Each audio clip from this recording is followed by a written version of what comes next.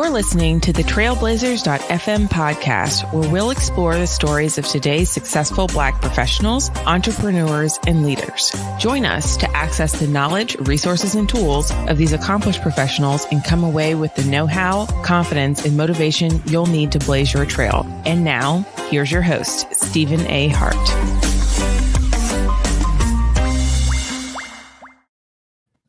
Hello and good morning, Blazer Nation. Happy Friday to you. Hope you guys are blessed.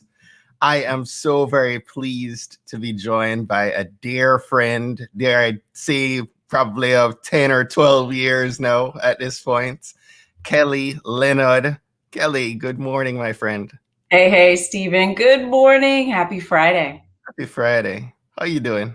I'm doing well. It's been a full week. I mean, it's funny. I was talking to someone yesterday and they were saying, it's no longer okay to say I'm fine. Like you should say I'm COVID fine. So I'm pandemic fine. So it's all relative, right? But I'm doing well. Thank you, sir. How are you? I whenever somebody asks me, how you doing? How's your dad? What's happening? And I default to that Giphy, that meme where it says, I'm fine. And the person is sitting in a room on fire. But, it is, I am blessed. I get up every morning now. We've been getting snow. We're both here in the DMV for those watching. And we've gotten more snow in the last 7 days, I think, than the last 3 years. Yeah. Because it's just not snowed in quite some time.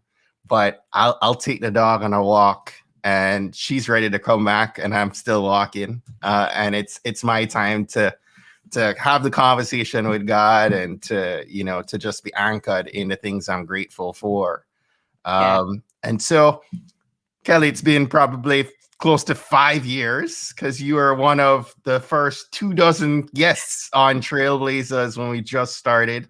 My very first guest that we did a live interview right here in this office. Yeah. I remember you sitting at the edge of this desk and I'm trying to figure out, how do I conduct a live interview? So there's so many firsts, but in this season, in this year, and 2021 sometimes feels like an extension of 2020, the decade of 2020. Yes. What are you feeling most grateful for right now?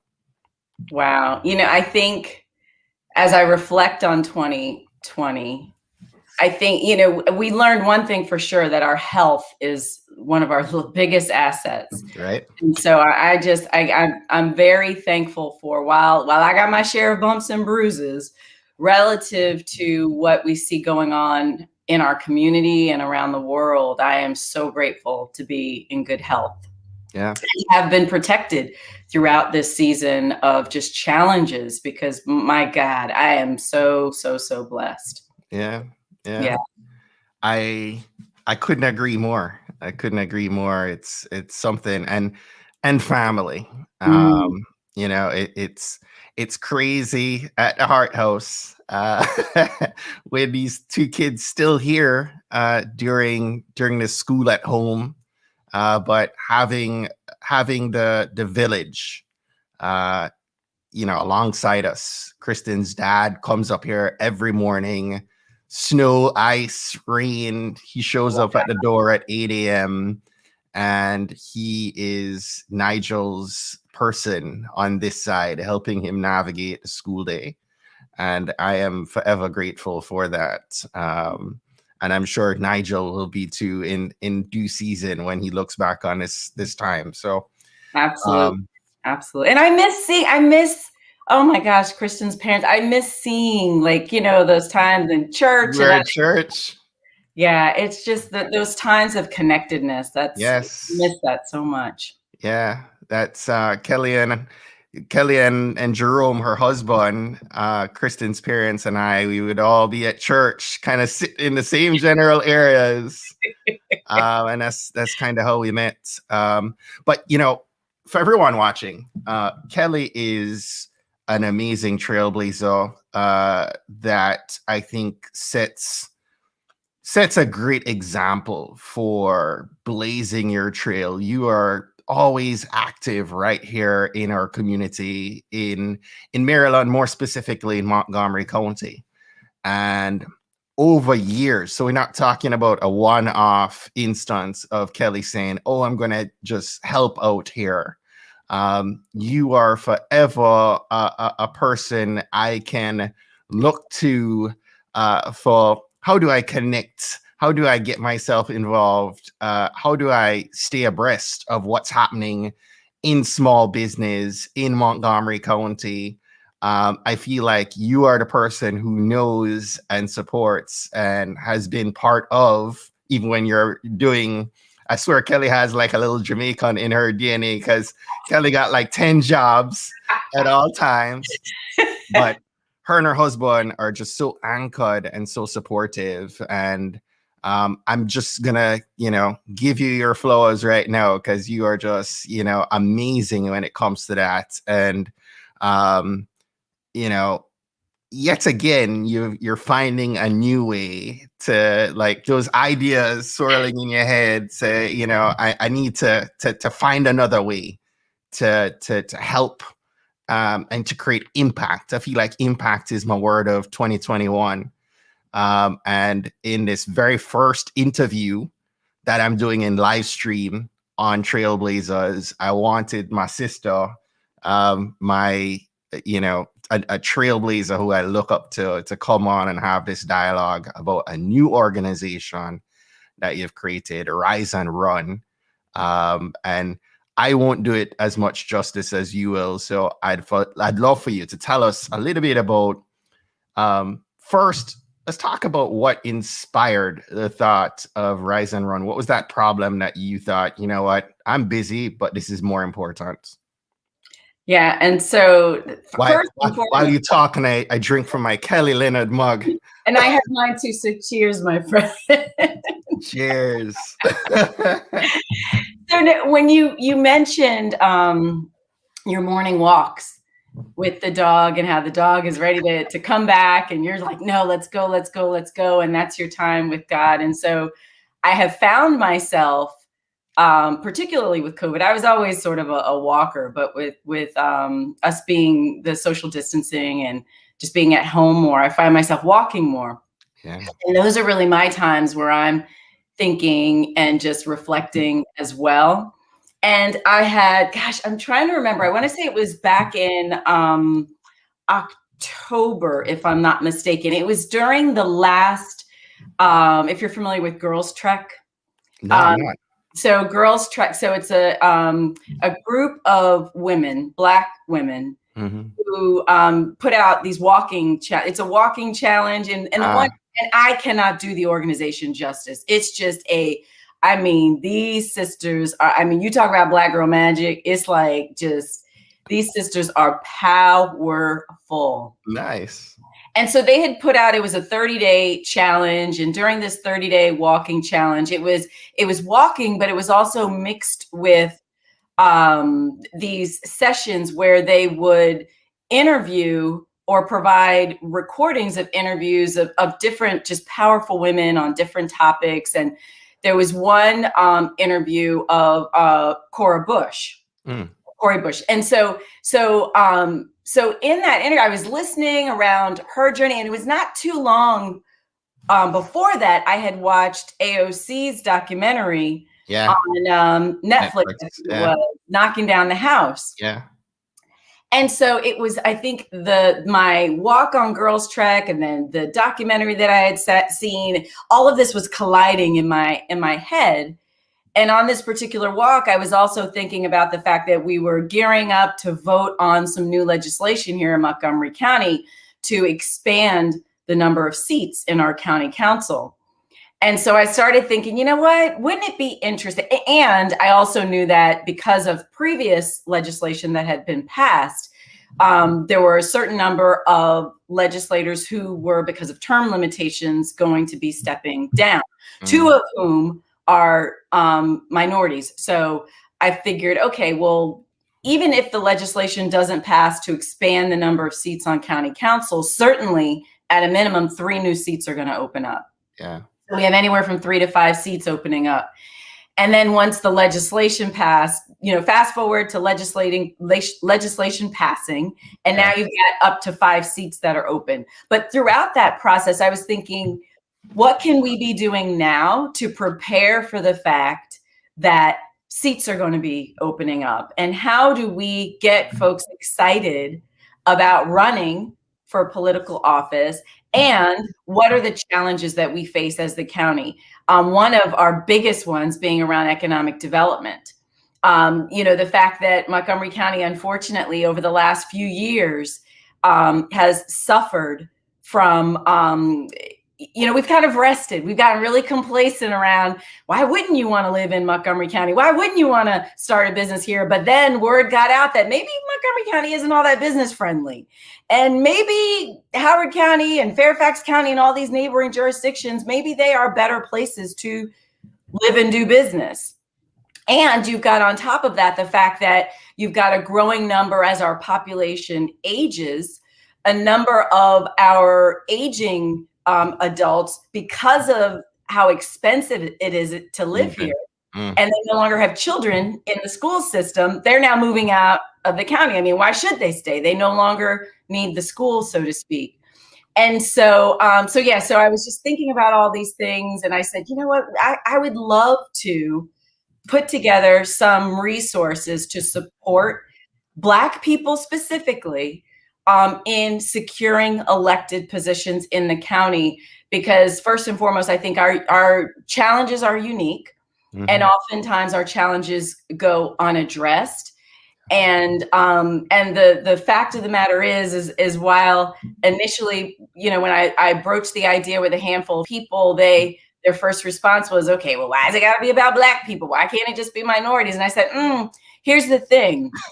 More often than not, when we unveil programs and call them minority programs, it's white women, or You better tell somebody, Stephen. Yeah. So, even when you talk about EEO, who were the biggest beneficiaries? When we talk about MBE certifications and set-asides for minority business, the biggest beneficiaries are oftentimes white women. And so, and not to say that, and I love my white sisters. However, I also think that I wanted to be able to position this program in a time and space where we were really intentional about amplifying Black voices. Yes. Ashley says, say that. Yes. And it hooked us up here. Everyone listening to Kelly talk about Girl Trick, you can go check out their organization. They're absolutely extraordinary. I learned so much from this organization. So do not sleep on Girl Trick. I mean, it is a powerful, powerful organization. Yes. Support them, buy their merch, walk with them, do what you need to do to support that organization. So let's continue on, right? So you have that's the problem. How do you connect the problem to this? Is where a lot of people have that gap, right? You have this thought, a million people have that idea, they see the problem, and I'm even challenging Layla right now, Kelly. I don't even know where I put it. I know I have it somewhere here at the desk. I'm always saying, Layla, a business solves a problem. How Tanika Montgomery, our mutual friend, got Layla involved in a kids entrepreneur business fair in Rockville a couple years back, and I got her selling rocks. For those who know my daughter, knows she's the most introverted human being who talks to no one, and I put her out there to sell rocks, and she loves the art side, but talking to you is painful. So I say, how do what problem are you solving? And she comes down here with a script, imagine, and she's working through this. Wow. So, you have this idea in your head, Kelly, and so many Black entrepreneurs, professionals listening to this, we all have these great ideas. How do you transition from this idea to rise and run? How did that all take place? Yeah, that's a great question, Stephen. And so much of it. So my tagline, or when I think of, okay, who is Kelly Leonard? I'm a catalyst, compass, and connector. And so my passion is really knowing people and being in a position where I can connect people to resources. And so I started reflecting in my mental Rolodex, who are the people that I know who would be interested in something like this? Who are the people that I know who could get behind helping this happen? Because I'm real good at coming up with ideas, but I am only one person. And I also know that I need to stay in my lane, right? Those of us who live in Montgomery County know 270 or anywhere in the world, you swerve out of your lane, there's going to be trouble, right? Go into somebody else's lane, there's going to be trouble. So there's safety in your lane. Stay in your lane. And so I started reflecting on a conversation that I had with a friend of mine. Well, I call him a friend. I think we're mutual friends, and someone who I have a tremendous amount of respect for, David Blair. So David is someone here, very well known, respected here in Montgomery County. And right after the George Floyd murder, I had the opportunity, because I serve on I serve on the advisory board for one of David's nonprofits. And he and I had a really interesting, really good conversation right after the George Floyd murder. And he was very vulnerable, very transparent in that moment, just really sharing how he recognizes his privilege, his white privilege, and wanted to be very thoughtful about helping people who do not have and do not have opportunities, the same access, the same opportunities as someone like he has had through the years. And so I reflected on this walk again, as you asked, like, okay, well then how does this happen? I was reflecting on, okay, who do I know? Who would be that list of who would be the team that I would want to pull together and at least approach about this idea? And David was one of the first people I thought about. Because David has access to resources, David has influence. And so I went to David and I just said, hey, look, here's this crazy idea that I have. Would you be interested? And he was like, absolutely. This sounds like something that, our family foundation can get behind. Tell me more. Like, what is your vision for this? How can we partner together? I want to help solve this problem. And so, and then, and in tandem with that, I started reaching out to a core group of Black influencers. You were one of the first people that I reached out to here in the county, recognizing that, again, I am only one person. I cannot, shame on me if I ever even thought that I could do this by myself. And so I reached out to a handful of folks, floated the idea by them, and got buy-in from a number of individuals who said, yeah, let's roll up our sleeves and do this. This is something that needs to be done. The interesting thing about the whole process, Stephen, has been just the amount of, it's the love that we've received, but then we've also received a little bit of, shade. Yeah. Oh my gosh. The shade is real. And I'm like, and every time I get shade, I'm thinking to myself, that's why I can't run for office, because I've been told you. So it's funny because when people really get to know me, and you can ask my family too, they're like, ooh, I never seen it. I never experienced this side of Kelly. Like, really, girl? Oh, you about to take your earrings off about?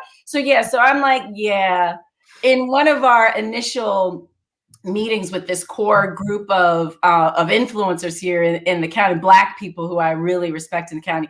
And they were like, oh, well, why don't you run? And I was like, no. That's not the purpose of this organization. And so I said, because the only way that I would run is if Jesus himself penned a note and put it in and was like, Kelly, you need to run. But unless I hear from Jesus, like, y'all ain't gonna convince me to get out of my lane, because I know, I kind of know what my path and my purpose and my calling is. And I want to stay true to that. Yeah.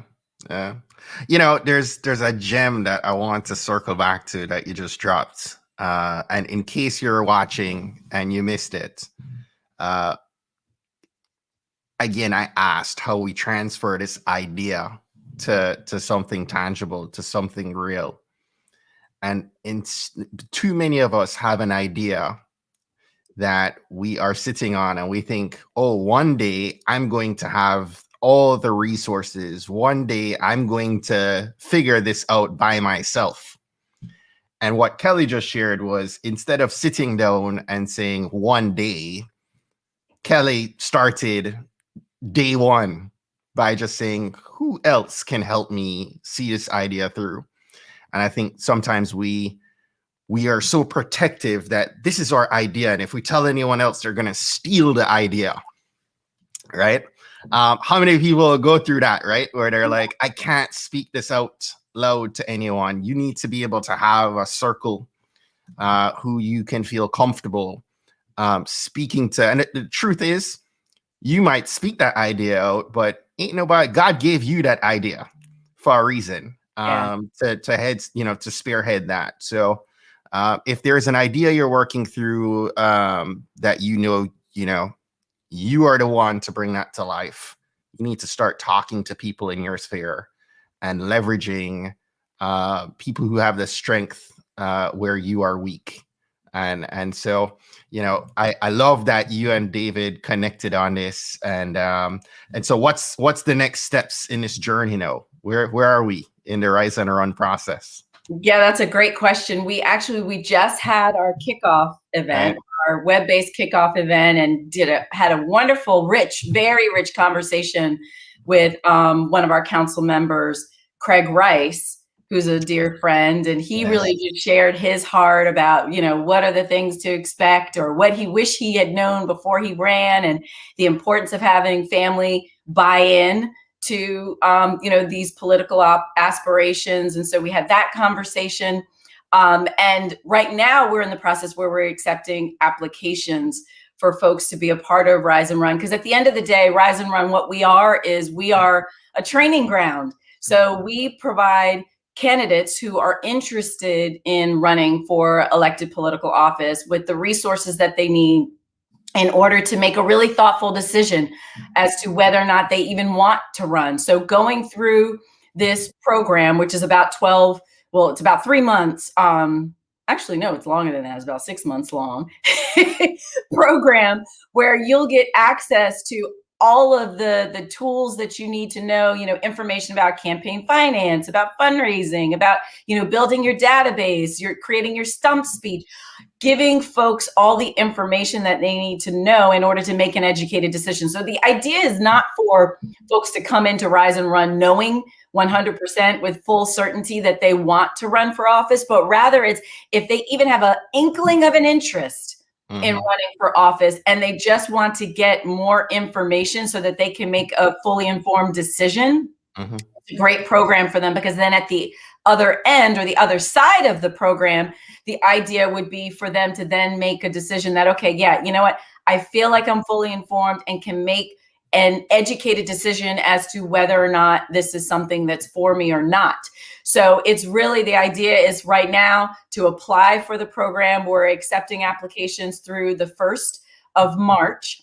And I'm glad you're on that qualifications page, because this is an interesting thing as well, because, while we welcome any and all individuals to run for office, and certainly anyone can apply for the program, we're looking for unique qualifications in terms of the ideal types of candidates who we believe the county needs right now. So yes, it's Black candidates. And yes, it's also helpful, I think, for the candidates to have have a business friendly, a reputation for being business friendly, for these folks to have either private industry, private sector background, have the ability to know and understand legislation that's designed to really help support economic development. Because the challenge that I see us having oftentimes when we talk about candidacy and running for office is we have this desire to help, whether it's creating solutions around homelessness or joblessness or closing the education gap. All of those things take money. And so if we can't increase our tax base to be able to pay for all those great programs, then we're really just going to put the county further and further in debt, and or an inability for us to do the actual things that are necessary in order for all ships to rise in our county. So we're really looking for candidates who are well versed and qualified in understanding legislation that's designed to, number one, increase our tax base, or increase our tax base, but also to bring jobs here, to encourage business to want to come here. So making sure that folks have a business friendly reputation, and sort of qualifications that align with a business friendly political climate. Yeah. Kelly, I just have to big you up, man. I mean, this is amazing what you've already accomplished, even before this first cohort gets going. You talked about Craig Rice. I love that he came on in that call and just was real about, you know, the important sides of it, but also the challenges that come with being, you know, an elected official.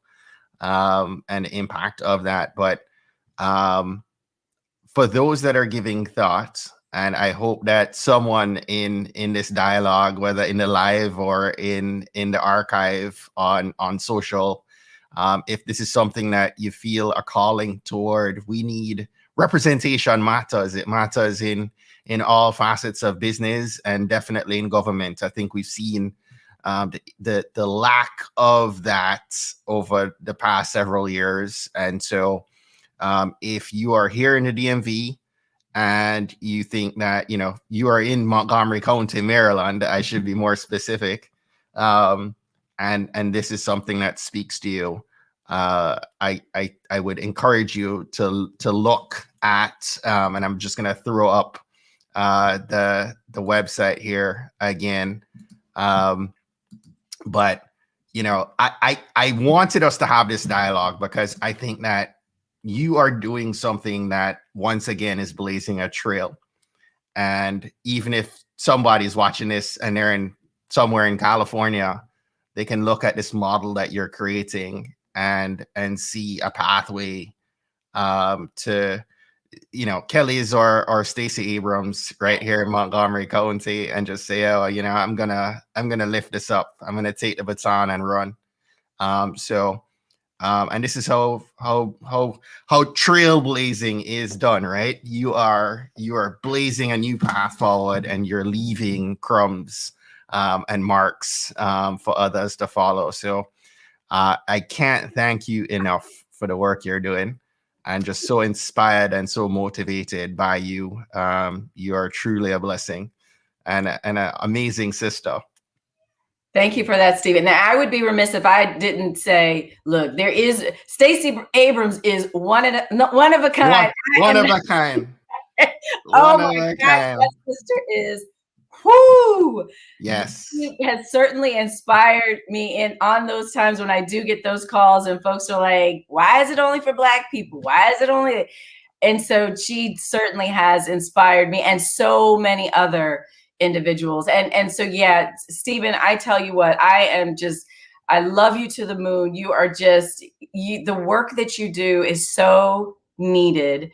I love the fact that it's not just, I mean, people may be tuning in for the first time and just learning about Trailblazers podcast, and the fact that they may be thinking, oh, it's Black History Month. Here's something new. No. It's Black History all year long. Right.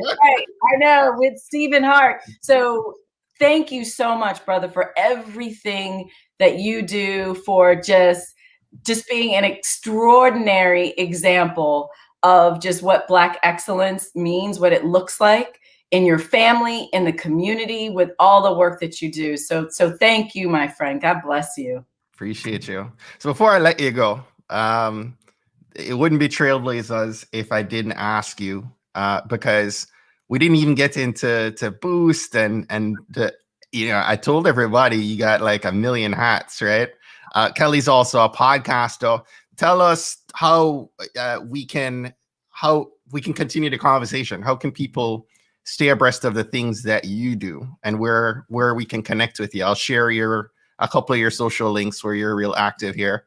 Yeah, absolutely. So best place for me is LinkedIn. So I spend a lot of time on LinkedIn. I will tell you this.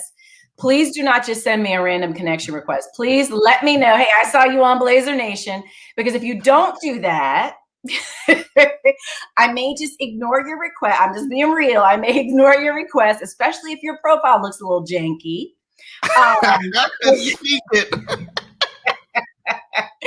But yeah, the best places for me are LinkedIn as well as Twitter, or you can, if you go to kellytleonard.com, Yes. you can find me there. But yeah, I would love to stay connected with folks. But yeah, please be sure to just say, hey, I heard you on Blazer Nation, or Stephen mentioned you, because I'm very, I'm selective in who I connect with. And it's not because I'm snooty, because trust me, I love all people. It's just, the trolls, they're out there. So we are going to have you back, and me and you're going to have a conversation just about LinkedIn, because Kelly, legit, a lot of people are jumping on the LinkedIn bandwagon right now in the last year. I'm talking about 5 years ago when I had Kelly on. Kelly was talking LinkedIn, right? So Kelly there's big money on LinkedIn, big money. OG. You gotta know how to use it. And you've made some real great connections there. Yeah.